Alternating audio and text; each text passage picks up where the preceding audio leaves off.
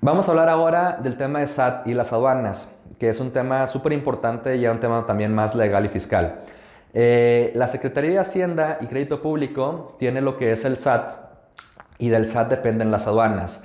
Esto significa que la aduana es un mecanismo de pago de impuestos, ¿no?, para la Secretaría de Hacienda y el SAT. La aduana es el lugar físico donde se revisa toda la mercancía que llega a México. Y de hecho, hay más aduanas de las que puedes pensar que existen. En México tenemos 49 aduanas de 24 estados. Hay aduanas marítimas, aduanas aéreas, es decir, en aeropuertos, y aduanas terrestres, en las carreteras. Entonces, lo importante para ti es que sepas que la aduana es el lugar físico donde se revisa la mercancía. ¿Y quién revisa la mercancía? Un agente aduanal.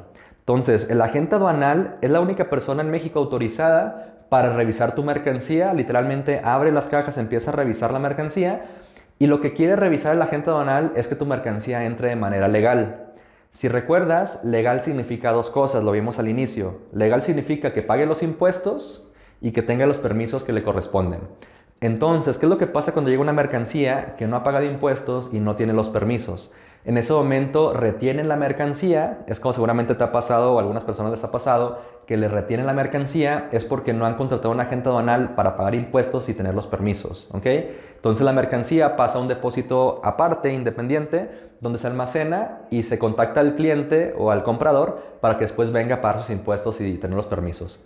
Si el agente aduanal recibe una mercancía con la cual sí pagó los impuestos y sí tiene los permisos, entonces ocurre lo que se le llama el despacho aduanal.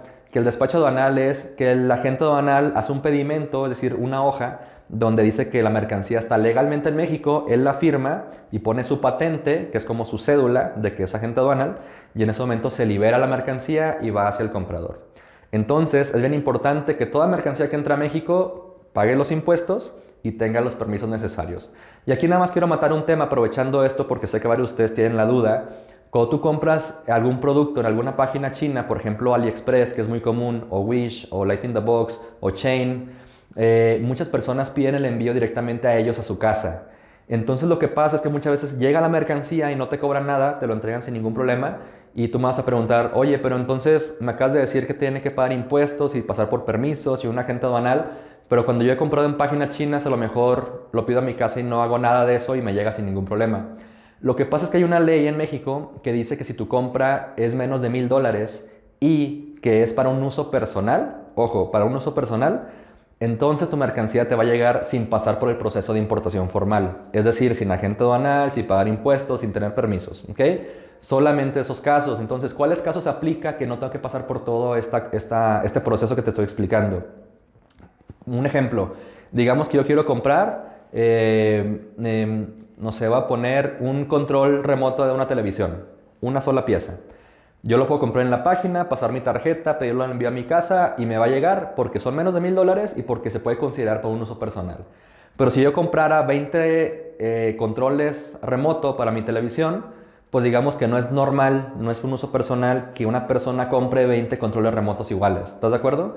Entonces cuando empiezan a pasar que pides muchas piezas, te pueden retener la mercancía. No hay una cantidad de piezas que yo te pueda recomendar que arriba de tanto pasa algo o menos de tanto no pasa nada. Simplemente es mucha de lógica. Ponte a pensar tú, si una persona comprara 9 drones iguales, ¿tú crees que sería para un uso personal?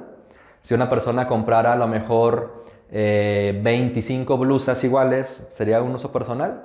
Si una persona comprara a lo mejor un control remoto, pero lo haría durante 20 días seguidos, ¿tú crees que es una compra normal de un uso personal?